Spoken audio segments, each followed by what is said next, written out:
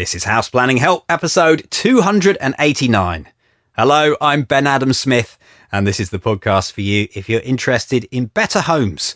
I'm exploring what houses we should be building in the 21st century and trying to break down the major roadblocks that may get in our way. Coming up in this session, my guest is Roger Hunt, author of the Old House Eco Handbook, and we're concluding our mini-series on retrofit, having done a couple of episodes, and this one we're going to focus on period properties. What happens when there's historic fabric at stake? We'll find out in a moment. One of the lovely things about running a podcast is you get to meet people and you make friends, and Roger I must have met in the very early days, so it's been fantastic to stay in touch and to then bump into him at various events and have a cup of coffee and so forth, and he'd ask about progress on the house. So then it was really nice to do this interview at the house. It was before all the lockdown, and so this interview has sat in the can for a while, so it's definitely due its airing now. We're going to talk to Roger Hunt, author of the Old House Eco Handbook. Now, this has recently been revised, so that was my starting point with Roger. Just asking how the original book came about. Well, back in 2008, we published Old House Handbook.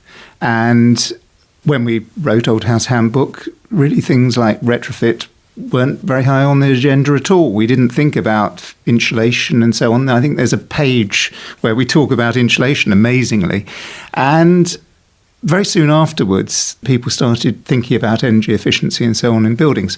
So we then decided that really we ought to write another book to complement the first one, and they are complementary books. The Old House Handbook is very much about repairing old buildings. Old House Eco Handbook is very much about the whole energy efficiency side and sustainability side, because it all goes hand in hand. You need to make buildings sustainable in the long term. It's not just about making them cutting heating bills and so on. So we decided we ought to write this second book. It was quite a challenge when we first wrote Old House Eco Handbook because it was all fairly new. People weren't really understanding how you should retrofit an old building to make it energy efficient and sustainable. So we had to do quite a lot of digging, had to speak to a lot of people and learn quite a lot and challenge people quite a lot. So we wrote that book. It was very successful. Old House Handbook has been a bestseller. Old House Eco Handbook has equally done very well. And we realised that we really needed to revise it and bring it up to date because we've got new thinking on how we make buildings energy efficient, and we've also got a lot of new materials coming out there. There's been a great surge of materials there for insulation and draft-proofing windows, secondary glazing of windows, and all of those sort of things has come quite a long way, and all those products are now much more available than they used to be. So we needed to include all that in the new book. So that's really where we've come to now. What do you think about the progress that we've made? Because in some respects, it seems like we've done very little before we even focus on just period properties, retrofitting as a whole. Oh, I'm very sad about the way things have gone. I remember going to a conference up in Manchester shortly after Old House Handbook was published, and it was sort of the big thing about we need to retrofit, and we need to retrofit. I think it was a city the size of Coventry sort of every week to meet the targets we needed to meet. We're nowhere near that. We haven't scraped the surface. We are so far behind in terms of retrofitting old buildings that there is absolutely no way we are going to meet the sort of targets we need to meet, as far as I can see. And we can't build new homes to solve the problem because we can't build them quick enough. There isn't the land to build them on. And the environmental impact of knocking all the old ones down to build new ones isn't sustainable either. So we have to retrofit old buildings. And I think it can be done in a way that doesn't wreck the old building, but at the same time, we can reach very good standards of energy efficiency and the long-term sustainability of those buildings. Because a lot of those buildings are built very well and they're quite solid. And we've also discovered in research, the SPAB, the Society of Protection of Ancient Buildings, has done research that has actually discovered that the way old buildings are built and the walls and so on are actually much more energy efficient than we originally thought they were. So it's important to keep those old buildings and make good use of them in the future. Should we define what buildings we're talking about here first? Okay, well, we're talking about everything from a medieval house right through to Victorian and Edwardian terraced houses. And what we're really talking about is buildings that are built with lime mortars, lime renders, lime plasters. So they are breathable buildings. And that building technology changed around about 1919 from breathable construction to a construction that was very much about keeping water out and using concrete and cement and so on to build buildings with.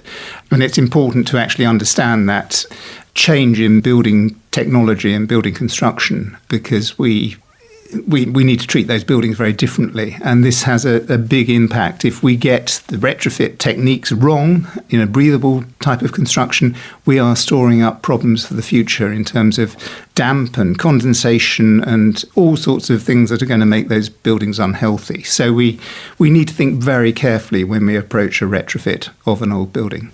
So the process of doing this, can you lead us through how you might begin and what it's going to entail as you carry out the work?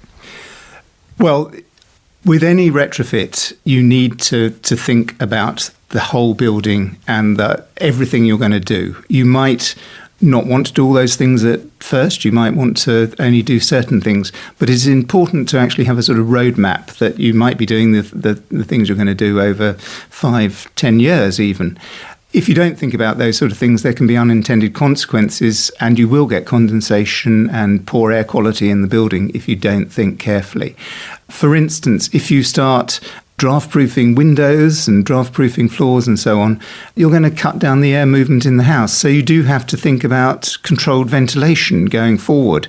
And when I talk about controlled ventilation, it might just be opening a window for a controlled amount of time, or it might be some mechanical ventilation system. But just sealing up all the drafts is not going to solve your problems. You're just going to create a whole set of new problems. So it's really important going forward to think about how you solve those problems and make sure that they don't become real issues and make an unhealthy building that's actually going to cause problems for the building and also the health of the occupants. So is there an optimum air tightness? I'm imagining that the ventilation strategy for a lot of these buildings is not going to be mechanical ventilation, or is it perhaps a very simple and an extract only or anything like that? I mean, because as you say, you need some ventilation, and opening the window, it doesn't seem like that should be our solution in this day and age, even if you are living in a period property. No, you are, I think, inevitably going to need some sort of mechanical ventilation, certainly in bathrooms and other wet areas. So the kitchen and all bathrooms, you should have some sort of mechanical ventilation. Heat recovery systems don't necessarily work well in old buildings, because even if you do as much draft proofing and so on as you can, you are still likely to have some air coming into that building. So you can't really necessarily work with a whole house system that has heat recovery. But even so, it is worth looking to see whether that is a possibility. But I strongly emphasize that you must have that controlled ventilation, which is a fan coming on. And it's important to understand what's actually happening with a building and how much ventilation, uncontrolled ventilation, there is in an old building. If you think about the floorboards in the average size room, if you add up all those gaps where the air is coming in on the ground floor, that can equate to a small window being open. So if you can at least plug those gaps between the floorboards, and you do maybe open a window when you need to open a window for 15 minutes and close it again, you're creating controlled ventilation rather than that uncontrolled ventilation. And it's important to remember with drafts that actually they make you feel colder than the building really is. And actually on a cold, still day, you can still feel warm in a building. Whereas on a windy day, which is maybe a warmer day, you can feel much colder. And it is the effect of those drafts coming in. So drafts are actually as important as insulation really in a building, because that comfort level. And you find with windows, there is a zone around a window that hasn't got draft proofing or hasn't got secondary glazing, where you actually don't want to sit near that window. So the size of the room decreases because everyone moves away from the windows because it's uncomfortable to sit near the windows. So introducing secondary glazing or draft proofing to a window can make a lot of difference to the comfort level of that room. So we're still using a lot of the principles that if we were starting from scratch, we might be, but it's just, is there a certain type of person who's going to make sure that we don't create this environment that's actually just unhealthy in a different way? I think the problem is you can't just easily find someone who is going to come in and advise on these sort of things. That it is fairly limited unless you employ an architect with the skills that are needed to understand how old buildings work and also how to retrofit old buildings. It is, maybe challenging for a lot of people, but there is an awful lot you can do, very simple measures that you can do, like blocking up the gaps in the floorboards, which is a DIY job.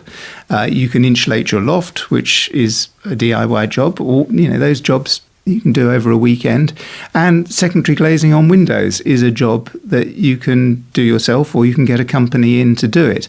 So there's an awful lot we can do, those sort of relatively quick fixes that are going to make a huge amount of difference to our comfort in our homes and the way we live our lives. And there's a certain amount as well that if you're not repairing your building, then it can become even more inefficient.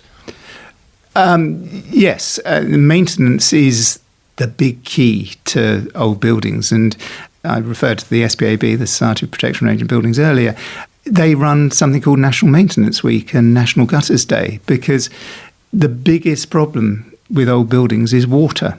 And if you have a block gutter, the water spills down the wall, and a wet wall is thermally inefficient, so it becomes a very cold wall.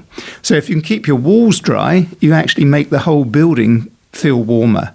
So it is really important to maintain your buildings. And from a sustainability point of view, maintenance actually saves money and it saves waste, because if you don't repair that slip tile or slate on your roof, you will find that the water comes in and that water will start rotting timbers. It potentially will come through the ceilings. So you end up with a repair project that is going to cost money. It's going to use materials. It's going to use plaster and extra timber. It's going to involve a builder coming in his van and using diesel to get there potentially. And all of that is unsustainable. So the more we can do to maintain our buildings, the better it is for everyone and for the environment as well. Is one of the ways to make the most of it, we've mentioned about sealing up your buildings and that you've got to be careful there, but combining this with renewables, is that something that you're in favour of for heating, for example? Oh, I think we've got to start looking at renewables for heating. Gas boilers are potentially going to be outlawed, and we really do need to find other ways of heating our homes. So first of all, obviously, we need to cut the energy use. You should always cut energy use before you think of heating solutions and other lighting and so on, things that are going to use energy. So you want to think about how you are going to insulate your home, cut the drafts, increase daylight and all of those sort of things. But then renewables are an essential part of that, or certainly using heating and so on that doesn't create carbon. So a lot of old buildings, you can incorporate solar panels somewhere. It is possible to get them on the roof. It is also possible, if you've got a garden, to have a solar array in the garden. If you've got outbuildings, you can have a solar array, or you can think about air source heat pumps, which are a good way of heating, or ground source heat pumps. But you also need to think how they're actually going to work with your old building, because if old buildings are leaky in terms of air, ground source and air source heat pumps tend not to work as well. So everything goes hand in hand. As I said at the beginning, you do need that roadmap. So you have to think of the best solution for heating combined with all the other things you're doing. So an air source heat pump is not necessarily going to be the solution until you have tackled some of the other issues with the building. Yeah, fabric first, and then definitely fabric first, and minimise the use of energy in the building first. When have you actually gone too far? Or we talked before, and I remember this, you'd been to see passive house retrofits and so forth. What is too much? Is that down to the person who owns the house? Is there a sort of blanket ban on doing too much? Or is it just if you actually get, you can do that, if you do it well, that's one thing, but what happens if you do it badly? Well, I think doing it badly can be pretty disastrous, because if you use the wrong materials, and I'm talking about sort of using insulation materials that aren't breathable and create condensation, you can actually end up with mold in the walls and a real disaster. I've seen some real disasters in buildings that have been done badly. So it is vital to think about getting it right. In terms of passive house, when we spoke last time, Retrofit wasn't around. So Retrofit is the passive package for retrofits. And I think that has now allowed the passive approach to be brought into older buildings. It's not easy and it's not cheap to do, but I have seen some Retrofit projects that have been incredibly successful and have created a very energy efficient and comfortable environment. So it can be done, but that is, reaching those sort of standards is probably not going to be cheap, and you will need an architect or other specialist who really knows what they're doing to reach those sort of standards. Yeah, I keep coming back to thinking about the occupants and when you move in initially, what your expectations should be. Can you go in wanting that high efficiency, that high comfort, or are you really almost trying to get the building to where it wants to go? Does that make sense? I think it very much depends on the building, of course.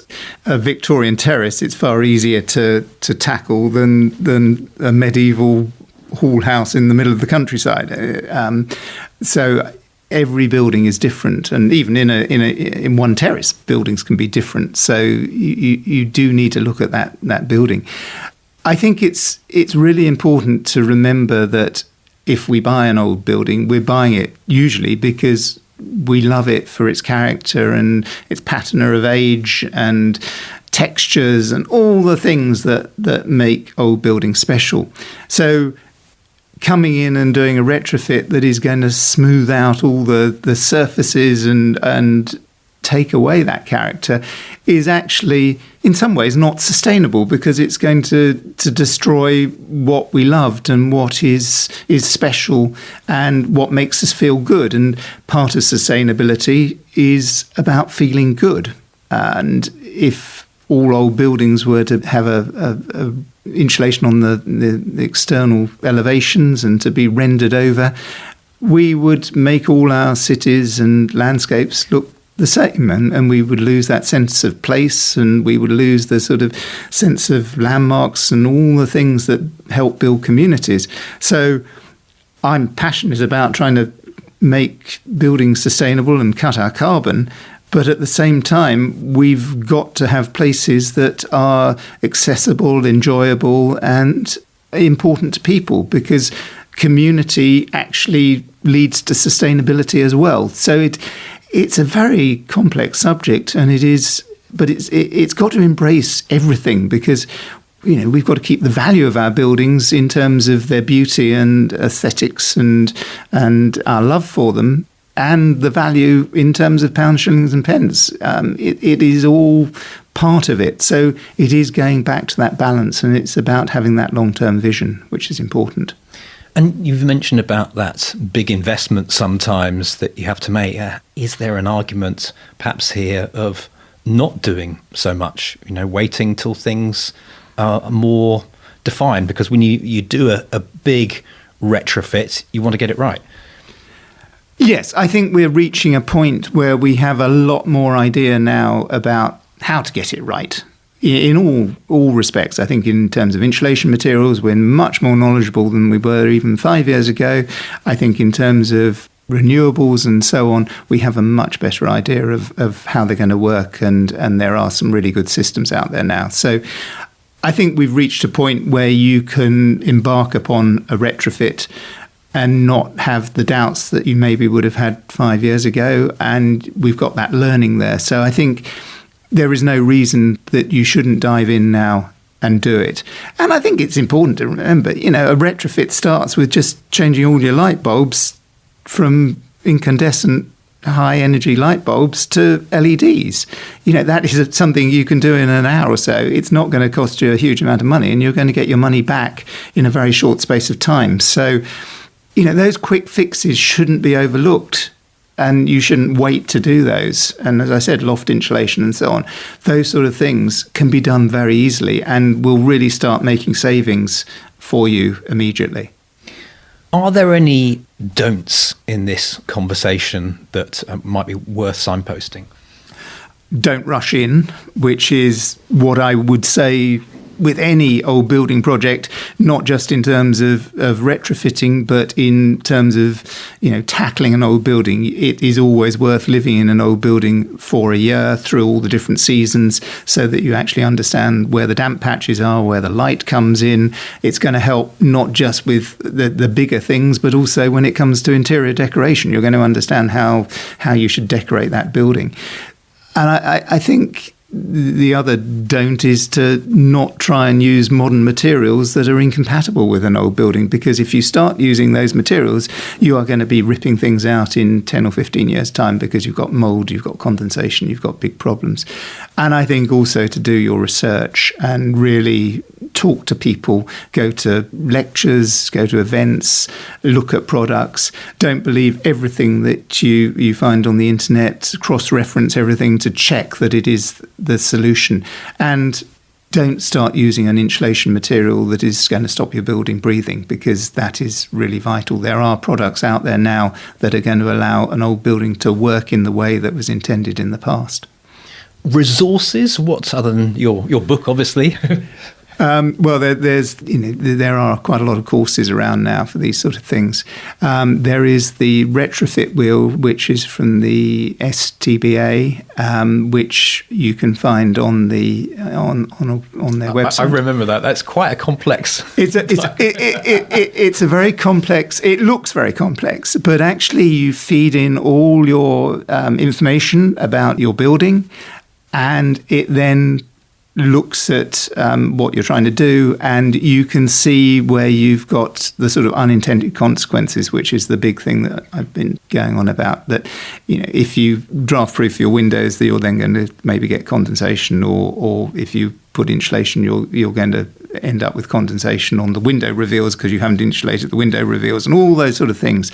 So that retrofit wheel is a really useful tool to use.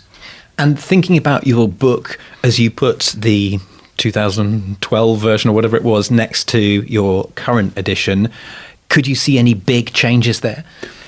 I think one of the biggest changes is that we've now got a whole chapter devoted, it's a new chapter devoted to retrofit materials. And I think that is the thing that sort of emerged that we didn't really have enough to put in there if we'd had that sort of chapter when we did the original book. And that is insulation materials. And it's amazing how many insulation materials there are. I had little packages coming from all over the place with different insulation materials to photograph. And also all the sort of various tapes you need to seal up gaps, membranes and different materials, different retrofit products that are out there now that were in their infancy when we wrote the first book. So finally, I'm just going to relay back what I think I've understood here. So actually, it's the same approach as for any energy efficient build, but you've got to take into account your existing building, and you've got to look at it as a whole to work out exactly what your strategy should be. And then fabric first, renewables later. Have I roughly got it right? I just thought that'd be interesting to... I think that you've summed it up very well there. And I think the biggest thing is Yes, you want to cut carbon and you want to be energy efficient. They are really, really important. And, there is no doubt we've got to do those things. And, I'm passionate that we have to, because we've got to pass these buildings on to our future generations. And we haven't got very long to do it. We really, really need to do it very quickly. But at the same time, we mustn't destroy what we love, because if we do that, what sort of world are we going into in the future? And that is the balance you have to strike.